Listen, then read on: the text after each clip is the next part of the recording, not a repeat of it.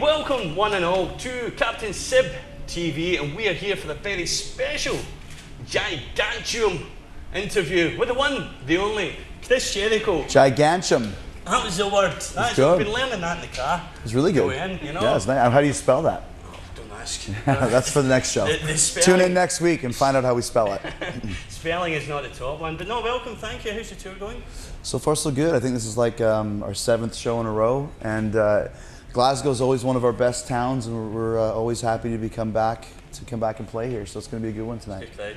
That's going to be fun. It's a good crowd. And you've got Paul with you this time then? Yeah, Paul's amazing, man. He's the missing piece of the puzzle that we never knew we were missing until he came. Of course. And his playing is amazing, his attitude, his look. He's just a great guy, and he's made us a better band. And this is only, like I said, maybe the 8th show that we've played with him so far.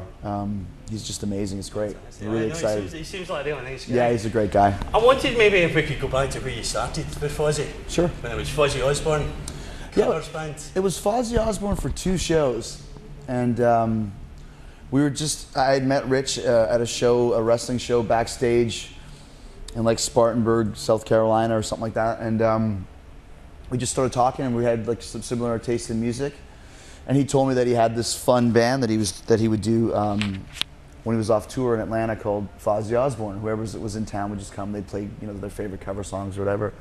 And so I sprained my ankle, and I was out of WCW for like 4 months. So I called him up and I said, "Dude, let's do it."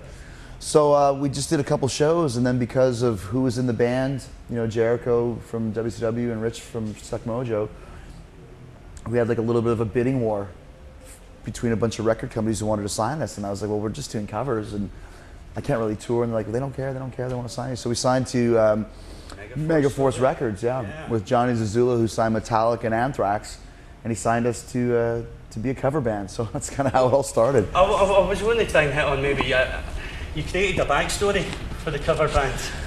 Yeah, because I thought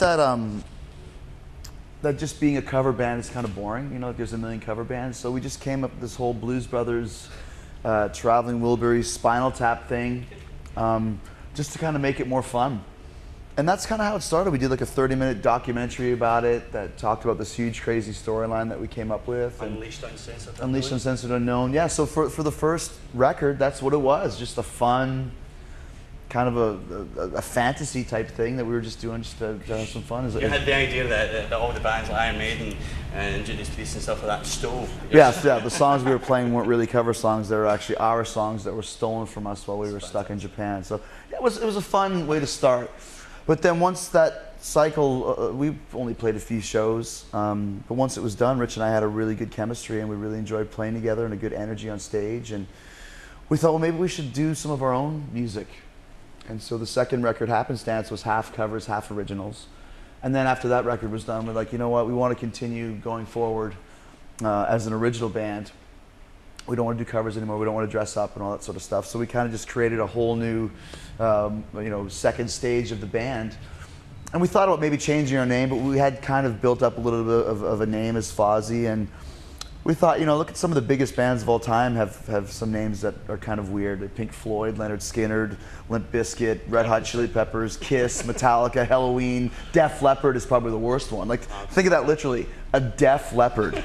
Duran Duran, like what the hell does that mean? So we just kept it, and now I think Fozzy's just part of the pop culture pantheon now. Johnny Zazula, because Megaforce Records, he said he was going to make you bigger than Metallica. Well, no, he said, are you ready to be the next Metallica? And we were like, dude, we're playing covers and wearing wigs, but whatever you say. So because you've done a lot of interviews back then, and a lot of people were bringing you into the interviews expecting to get Chris Jericho and all that, but you were turning up Moon Goose McQueen with your wigs on and going into character, and a lot of people weren't quite grasping. Yeah, we just decided to do. Well, yeah, I did it on purpose. You know, kind of there's a guy in the States called Andy Kaufman, famous comedian, who would really play characters when he did interviews and really screw people up and confuse them. And we just thought, if we're going to do this, let's go all the way with it. But like I said, that was a period of time when we first started, and it was a fun way just to get together. But we realized early on it didn't really have legs. Although now, like, Steel Panther kind of picked up where Fozzy left off, and they're huge. So maybe we should have kept going that way. I'm not quite going and chasing the Grail. It's such a good album.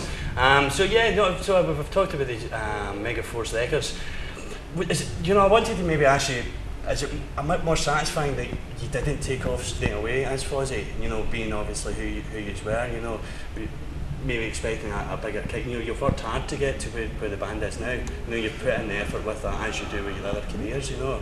Yeah. You know, you have worked hard. It must be a lot satisfying to know. Well, yeah. I mean, I've been playing in bands since I was 12 years old. I didn't just wake up one day and go, "Hey, I want to be the singer in a rock band." I used to play bass and sing, all through high school and all through junior high school, and played the, you know, high school dances, battle of the bands, bar shows, and all that sort of thing, garage.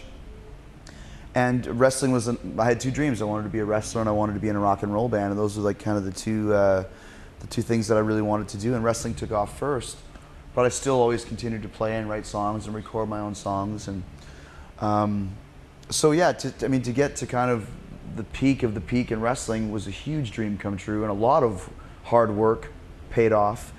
And now to have Fozzy where we're at, I mean, Chasing the Grail was huge for us. We toured 13 different countries on this record and did some of the biggest festivals in the world, and really, you know, increased our fan base everywhere. I did Sonosphere and did, you know, Zwart Cross in Holland, did the Uproar Festival in the States with Bullet for My Valentine and all those bands, and Avenged Sevenfold, and toured with Anthrax, and, you know, just really got to the next level as a band.